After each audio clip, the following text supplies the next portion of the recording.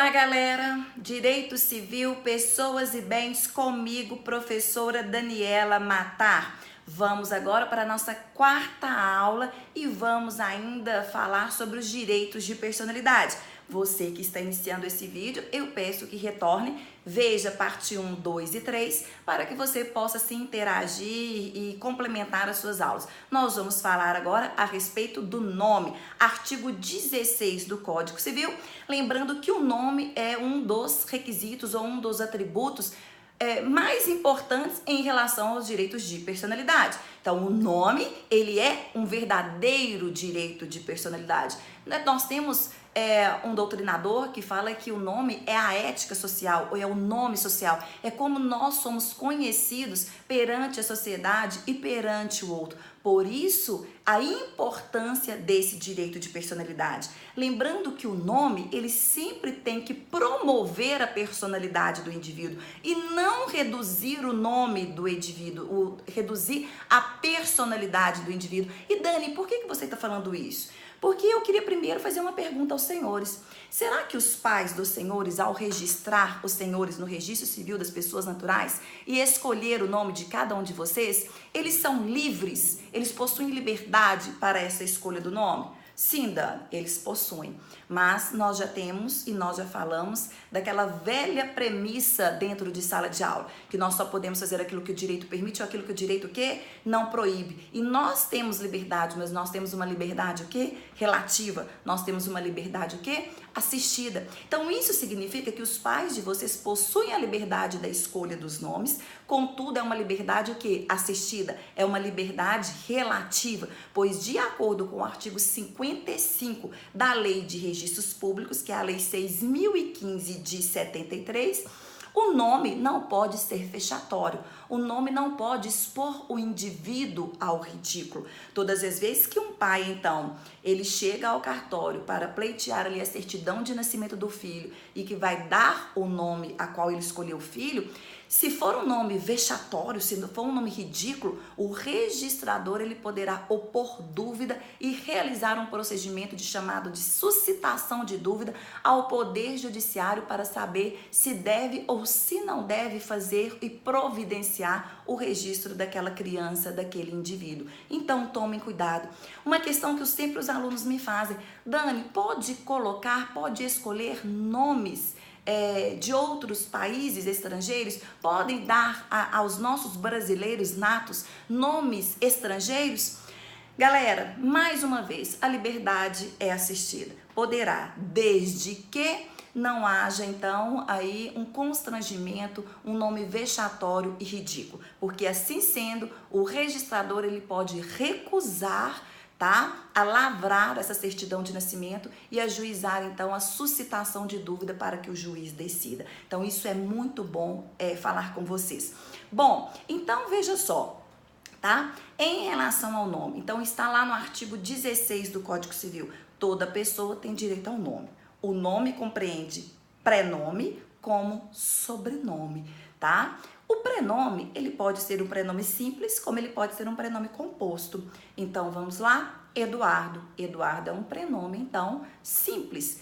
Luiz Eduardo é um prenome composto. Luiz Eduardo Silva Pereira.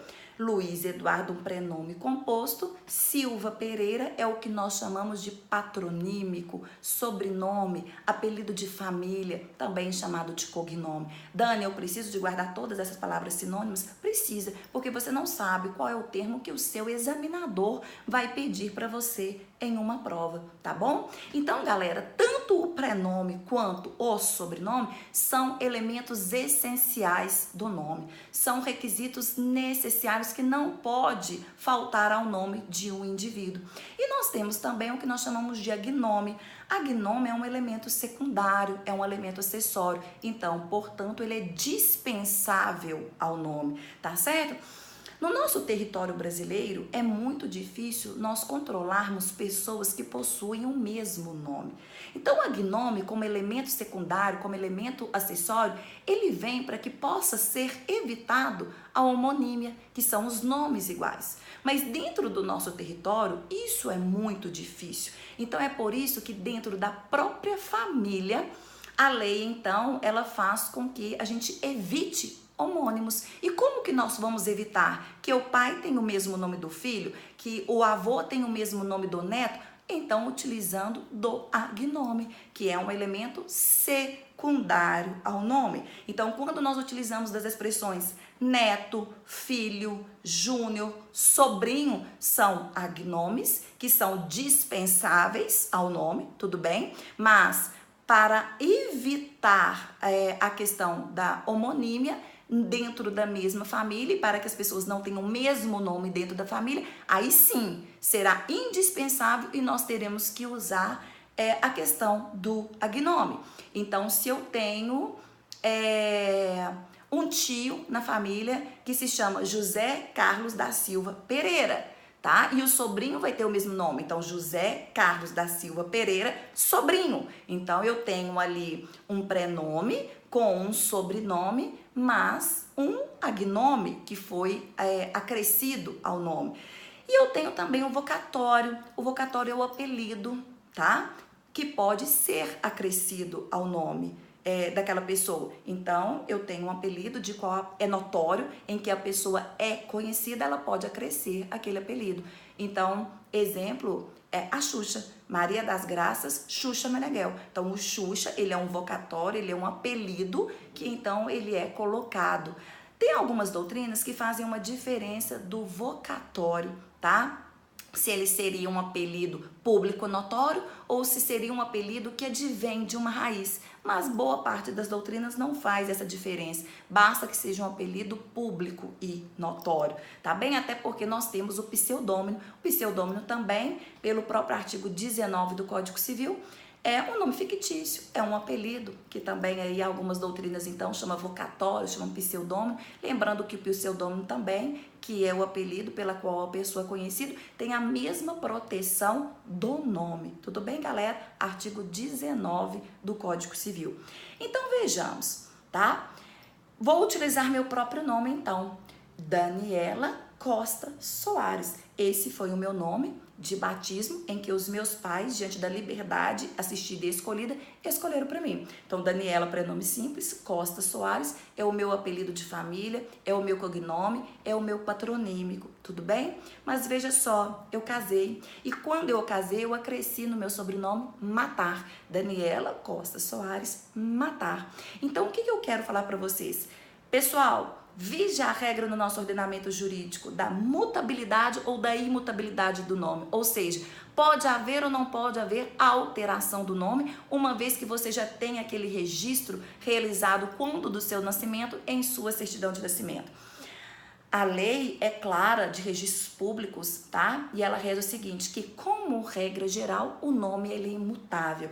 Ele só poderá ser alterado, ele só poderá ser mudado de acordo com as hipóteses da própria Lei 6.015 de 73, que é a lei então de registros públicos, em alguns casos previstos em leis esparsas e bem como até mesmo diante de jurisprudências. Então, professora, cite um exemplo quando há possibilidade de um nome ser alterado. Acabei de citar o meu próprio exemplo. Então, através do casamento, nós podemos acrescer o sobrenome do outro, Matar, no meu caso.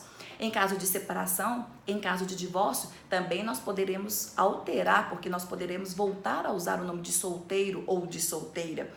O último julgado recente que nós tivemos nos tribunais é porque, veja só, galera, artigo 1571 do Código Civil, dissolve-se a sociedade conjugal, inciso de número 1, pela morte, inciso de número 2, nulidade e anulação do casamento, inciso de número 3, separação, inciso de número 4, divórcio. Então, se a separação e o divórcio que dissolvem a sociedade conjugal pode alterar o nome, o porquê que a viuvez em relação então à morte do falecido não poderia haver essa alteração do nome. Então, o nosso último julgado, o julgado mais recente que nós tivemos, é que o viúvo ou a viúva poderá alterar o seu nome e voltar a usar o sobrenome de solteiro em virtude do falecimento do outro, do cônjuge. Tudo bem? Bom, adoção, separação, divórcio, viuvez. Dani, tô lembrando aqui a questão do transexual. Nós já comentamos em outras aulas. Então, o transexual, por questão jurisprudencial, ele também poderá alterar o seu nome, até mesmo sem